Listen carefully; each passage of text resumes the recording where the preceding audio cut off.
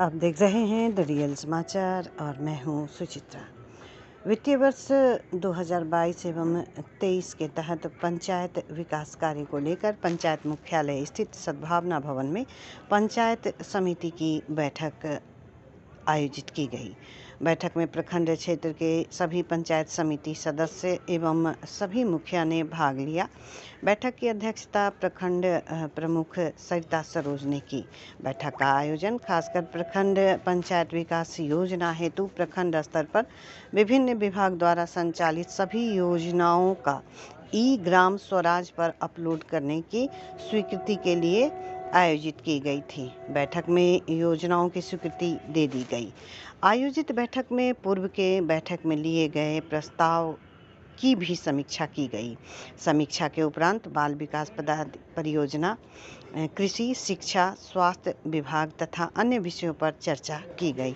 जनप्रतिनिधियों ने इन सभी विभागों में हो रही गड़बड़ी को बताते हुए इसमें तत्काल सुधार की मांग की। बैठक में खासकर आंगनबाड़ी केंद्र में हो रही गड़बड़ी का मुद्दा छाया रहा। कई सदस्यों ने THR में सेविका द्वारा मनमानी करने का, समय पर केंद्र का संचालन नहीं करने का मुद्दा उठाया।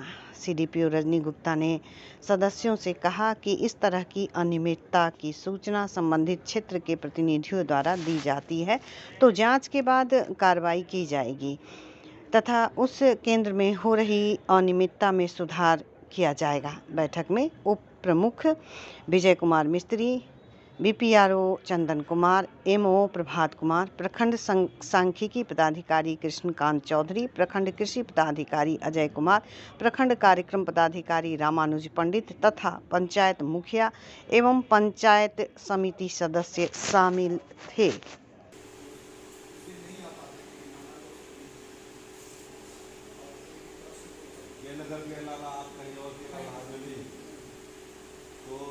जो पहले लोग के भी प्रभाव में है, वैसे पदाधिकारी अपना कार्य दिवस तय करके अपने गेट के सामने अपना मोबाइल नंबर, सेल नंबर टांग दें ताकि जो लोग गाँव देहात से आते हैं उनको वापस नहीं जाना पड़े। उनका जो दुख है, उनका जो पीड़ा है, वो सुनने के लिए पदाधिकारी सब समय वहाँ उपस्थित हों। उसी दिन लोग आएंगे, लेकिन आप रहेंगे और आप अपना मोबाइल नंबर सार्वजनिक कर दें गाँव जनप्रतिनिधियों को। इससे क्या होगी कि हम लोगों को क्षेत्र में कोई परेशानी होगी, किससे बात करेंगे? आप इससे बात करेंगे।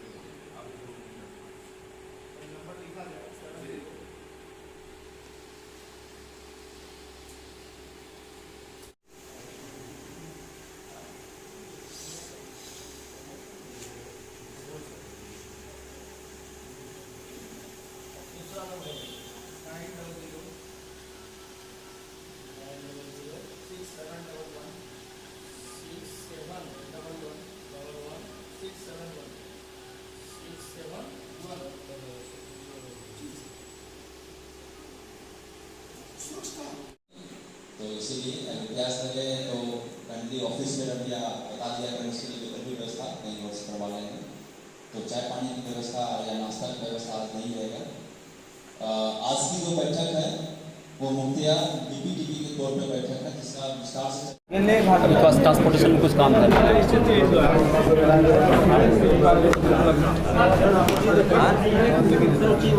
सूची किस चीज़ का? चिट्ठी। आज पंचायत समिति की बैठक आयोजित की गई थी आपके अध्यक्षता में।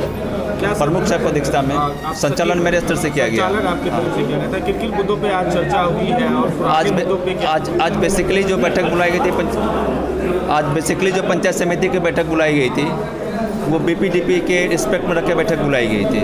ब्लॉक पंचायत डेवलपमेंट प्लान, चूँकि जो भी योजनाएं वित्तीय वर्ष 2022-23 में क्रियान्वयन कराया जाना है वो योजनाएं BTPD की बैठक में पारित किया जाना अति आवश्यक है।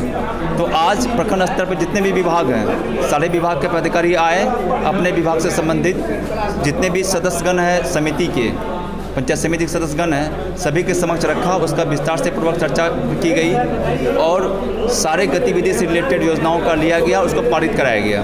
15वां वित्त आयोग मद में योजनाएं जो भी संचालित होती है, 6ठा वित्त आयोग में जो भी योजनाएं संचालित होती है, वो सारी योजनाएं हर एक समितिगण से, हर एक क्षेत्र से योजनाओं को ली गई और उस योजनाओं को आज के बैठक में पारित कराया गया। बाल विकास से संबंधित भी योजनाएं पर चर्चा हुई, मनरेगा से संबंधित योजनाएं पर चर्चा की गई, जीविका संबंधित योजनाएं पर चर्चा की गई, शिक्षा से भी चर्चा की गई, कृषि से की गई।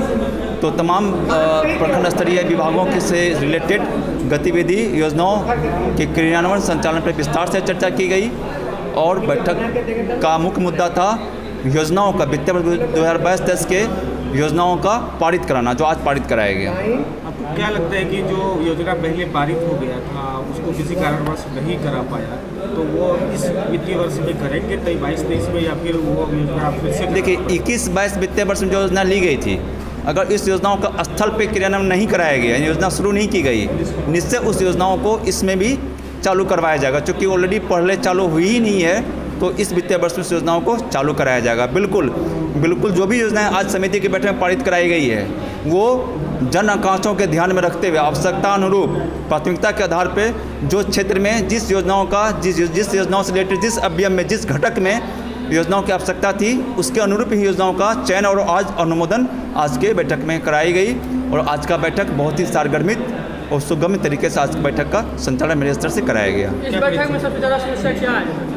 इस बैठक में समस्याएं ICDS से समस्याएं थी, जिसको डिजोल्व किया गया।